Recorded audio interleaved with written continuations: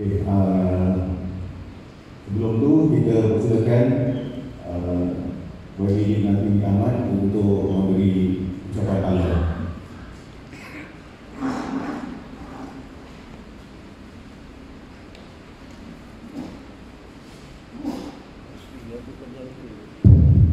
Bismillahirrahmanirrahim. Alhamdulillahirabbil wassalatu wassalamu ala asyrafil anbiya'i wal mursalin wa ala alihi wa sahbihi ajma'in. Yang saya hormati pengerusi majlis, saudara Mahathir Langkah Setiausaha Keadilan Cabang Setiausaha, seterusnya kepada saudara Tani Tahir selaku pengerusi tetap Keadilan Cabang Setiausaha, kepada Timbalan pengerusi tetap Abang Faizal, seterusnya kepada tetamu jemputan kita dan rasmi Musyawarah Agung kita pada kali ini, Yang Berhormat Lee Cheng Chung, Bendahari Agung Parti Keadilan Rakyat, merangkap adun semampu faham. Jadi saya ingat dalam banyak-banyak rasmi MADC ini yang paling penting sebab kita dapat Bendahari Agung. Seterusnya kepada Timbalan Ketua Cabang, kepada Naib Ketua Cabang, Ketua AMK, Ketua Wanita, seterusnya kepada seluruh ahli jawatan kuasa cabang, wakil daripada wanita dan juga AMK, ketua-ketua ranting, anggota-anggota yang hadir, dan yang istimewa pada hari ini kita ada anggota yang hadir secara fizikal di sini di Dewan, dan kita juga ada anggota yang hadir secara online melalui Zoom yang mengikuti Musyawarah Agung kita pada kali ini. Tidak lupakan pemerhati daripada keadilan wilayah persekutuan, saudara-saudari yang saya hormati sekalian. Assalamualaikum warahmatullahi wabarakatuh. Salam sejahtera dan salam reformasi. Kita pertama sekali saya ingin memaklumkan sejak kita telah pucuk pimpinan cabang yang baru mengambil alih pada tahun 2018, alhamdulillah kita telah dapat teruskan apa yang telah dibina selama ini di Keadilan Setiausaha. Kita masih ingat bagaimana kali pertama ketika waktu itu tahun 1999, mungkin senior-senior yang ada di sini masih ingat, saya masih di sekolah waktu itu, cuma masih di sekolah. Tetapi pada tahun 1999 kita telah mempertaruhkan waktu itu naik Presiden Parti Hajah Marina Yusof untuk bertanding di Parlimen Wangsa Maju. Kita 2004 PAS bertanding, 2008, 2013 keadilan bertanding.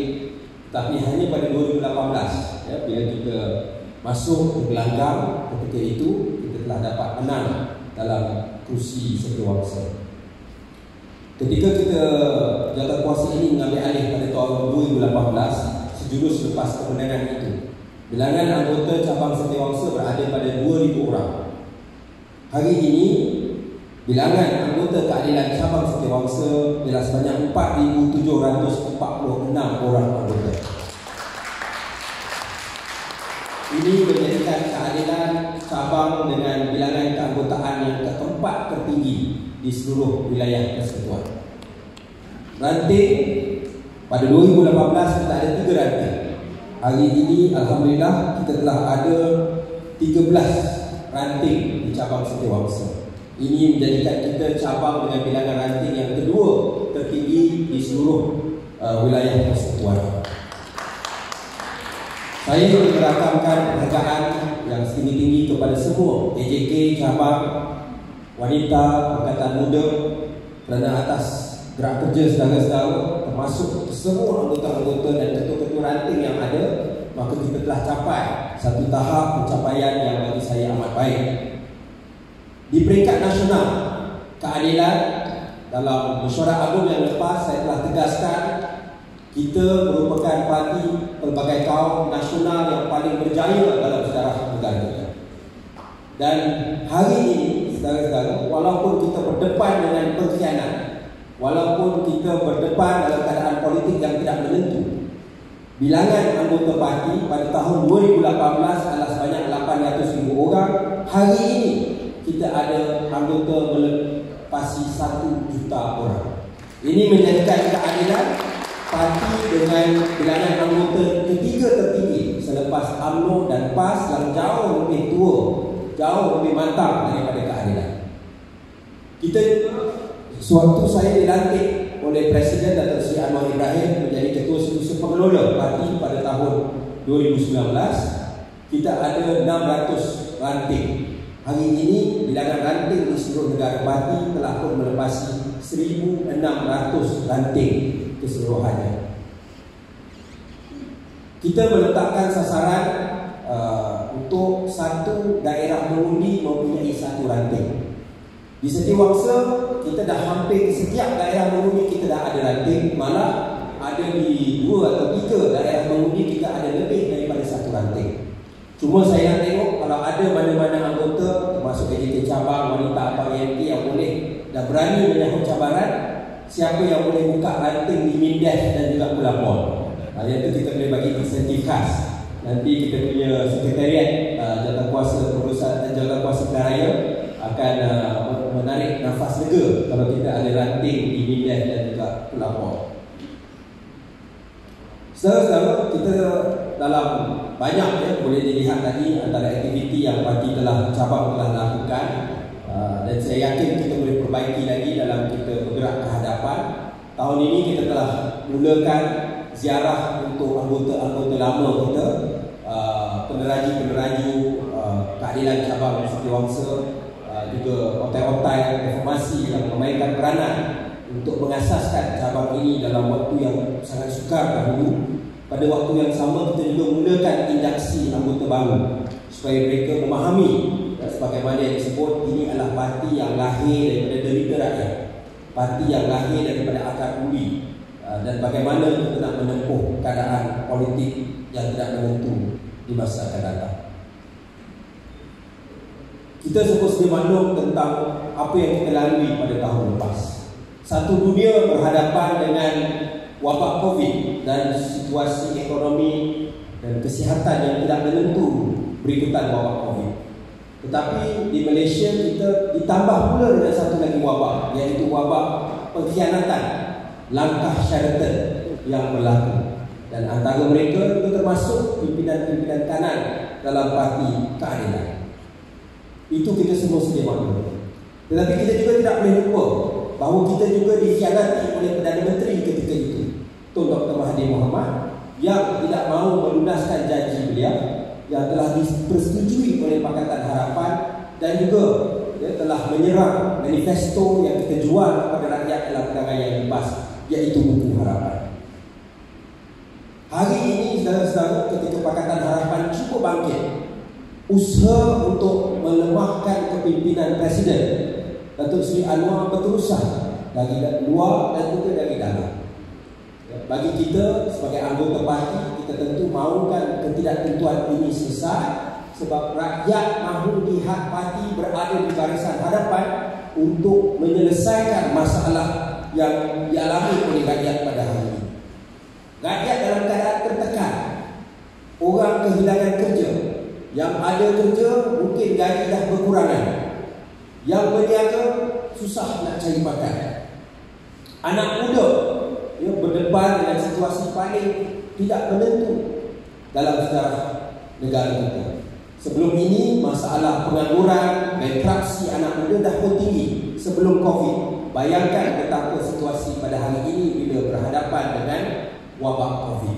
Tetapi mereka ditambah pula dengan satu lagi beban, iaitu kita lihat bagaimana janji yang kita telah buat. Waktu itu saya sebagai Ketua Pemuda Harapan, kita telah pergi ke seluruh negara untuk menjanjikan memberikan undi kepada rakyat berumur 18 tahun ke atas. Dan janji ini Pakatan Harapan telah tunaikan ketika kita memegang kuasa. Dan janji ini juga telah disokong ketika itu oleh semua parti-parti pembangkang waktu itu di dalam Barisan Nasional, PAS dan sebagainya. Tapi hari ini di bawah Perikatan Nasional kita dapat saksikan bagaimana undi 18 ini telah dilengah-lengahkan.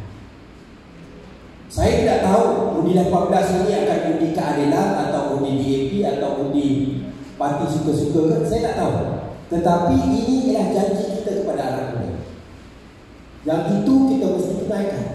Sebab itu saudara-saudara, rakyat dalam keadaan yang sangat tertekan. Dan di dalam Setiawangsa ini kita dapat lihat sendiri. Sebab di Setiawangsa mereka, kita tengok ya, realiti kemiskinan bandar. Kemiskinan bandar adalah masalah yang sangat serius. Orang selalu terlupa. Mungkin orang selalu sebut tentang masalah kemiskinan di luar bandar, di Sabah Sarawak, di Felda dan sebagainya. Tapi masalah kemiskinan bandar adalah perkara yang sangat serius. Kita ada dan saya ucapkan tahniah kepada AMK yang memainkan peranan penting untuk melakukan program. Bila kita turun ke bawah, kita dapat saksikan masalah malnutrisi, kekurangan zat yang berlaku di kalangan anak-anak di PPR, anak-anak di perumahan awam yang terletak kurang 10 km daripada KLCC. Ini ialah realiti yang kita harapkan pada hari ini. Kita juga ada biro pendidikan kita ya, yang di bawah Kak Adibah yang telah memainkan peranan yang sangat baik, membantu memberikan gadget, sumbangan, tajaan, beasiswa untuk membantu anak-anak. Kita juga berdepan dengan peraturan 2 darjat saudara-saudara. Ya, di mana pada hari ini Menteri balik kuarantin 3 hari. Rakyat kalau terpaksa balik nak ziarah dan sebagainya kena kuarantin 10 hari. Kita ada insiden dia tengah kuarantin 10 hari, dia nak ziarah keluarga dia yang sakit, keluarga itu meninggal. Tetapi di Malaysia ni dia ada strain COVID yang istimewa, yang mana virusnya boleh kena antara menteri dan rakyat mahal. Jadi dia tak akan menjangkiti menteri dalam tempoh 3 hari ke atas.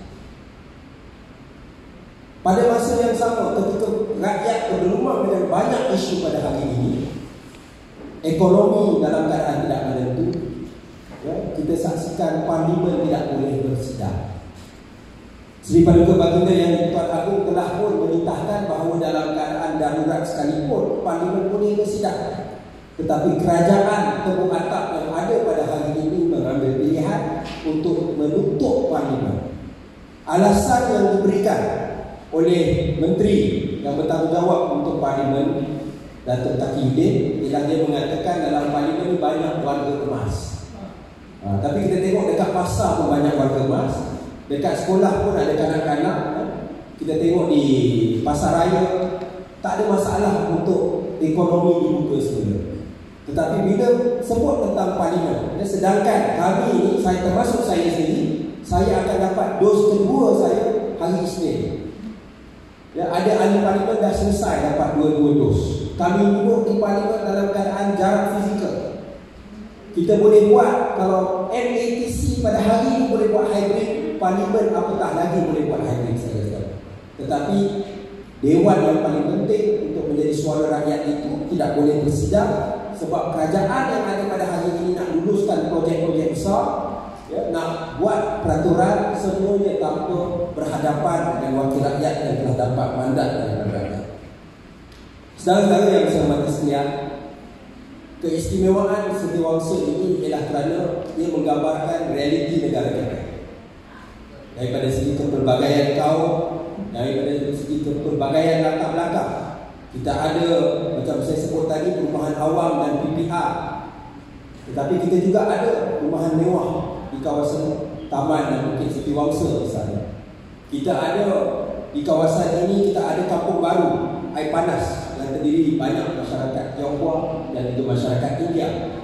Kita ada juga tentera di Kem Kementah dan Desa Terbusik. Jadi sebab itu saudara-saudara, saya menyaksikan, saya melihat dan saya pernah sebut sebelum ini bahawa ini menggambarkan apa yang berlaku dalam politik negara kita. Sejak tahun 2004, kursi Parlimen Setiawangsa diambil atau dipecahkan daripada Wangsa Maju. Kita saksikan tiap-tiap kali pelanggan yang berlaku, kursi Setiawangsa ini akan memihak kepada mereka yang menang di Putrajaya. Ya, 2004, 2008, 2017 Barisan Nasional menang, maka Barisan Nasional juga menang di Putrajaya. 2018 kita telah menang di sini, ya, dan Pakatan Harapan juga menang di peringkat nasional. Jadi sebab itu saudara-saudara, ya, saya telah pun sebelum ini telah menyatakan hasrat saya, dan saya ingin mengulang di sini bahawa niat saya hanyalah untuk bertanding di satu kursi, iaitu kursi Parlimen Setiawangsa. Tidak ada kursi yang lain. Orang telah dihantar kepada JPRP, iaitu Jabatan Perkara yang Pusat, dan saya tidak ada hantar orang di mana-mana kawasan selain daripada Parlimen Setiawangsa. Jadi sebab itu saudara-saudara, dalam apa jua senario pun, kalau dalam keadaan 2018 ketika kita dalam keadaan underdog, orang mungkin tidak kenal dan sebagainya, itu pun kita sanggup berhadapan kursi Parlimen Setiawangsa ini dalam pilihan raya yang akan datang. Tidak kira lah 2 penjuru, 3 penjuru, 4 penjuru sekalipun yang turun itu menteri ataupun pimpinan kanan daripada parti lawan, kita akan tetap sebagai satu pasukan lawan di sini dan pastikan kemenangan Pakatan Harapan, kemenangan keadilan di Setiawangsa ini dapat dipertahankan, insya-Allah. Jadi sekali lagi, saudara-saudari yang saya hormati sekalian, terima kasih saya ucapkan kerana sokongan dan sumbangan semua yang saudara telah berikan selama ini, dan insya-Allah kita giatkan usaha. Tidak lama lagi kita juga kita sudah mulakan latihan pacar kita, polling agent dan counting agent. Kita dah buat laporan kajian field study daripada Invoke telah pun dilakukan di Parlimen Setiawangsa, dan insya-Allah dalam masa yang terdekat kita juga akan lancarkan bilik gerakan Parlimen Setiawangsa untuk berhadapan di RU 15. Jangan tanya saya bila tarikh raya. Itu macam sebab saya bukan Perdana Menteri. Tapi yang pasti kita akan bersedia seawal mungkin dan kita bersedia sebaik mungkin. InsyaAllah mungkin lepas ni bendahari boleh umumkan tentang grant impact keadilan. Bagaimana ibu pejabat juga dapat membantu gerak kerja cabang di sini supaya kita dapat terus mempertahankan kursi ini untuk keadilan dan Pakatan Harapan. Terima kasih. Salam sejahtera. Saya